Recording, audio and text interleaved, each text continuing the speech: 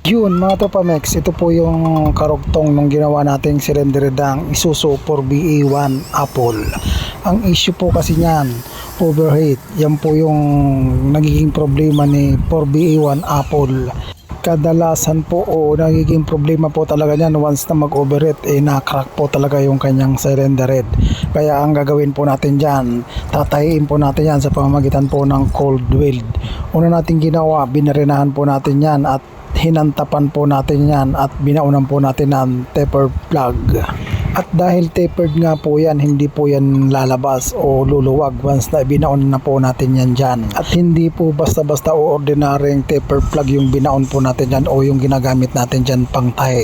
3 piraso po yung nagamit natin dyan na taper plug. Sa mga baguhan nating tropang mekaniko dyan, sigurado bago po sa paningin ninyo yung ginagawa natin. Pero sigurado naman po ako sa mga legend nating mekaniko ay hindi na po bago sa kanila yung ganyang pamamaraan o ganyang diskarte. Subok na rin po yan ang aking mga customer o ating mga katropang mekaniko sa tagal na po natin ginagawa dyan, kaya sigurado po tayo na 100% goods po yan mga Tropamex. At sigurado meron naman iiyak sa mga kapanood ng video na to o tataas ang kilay.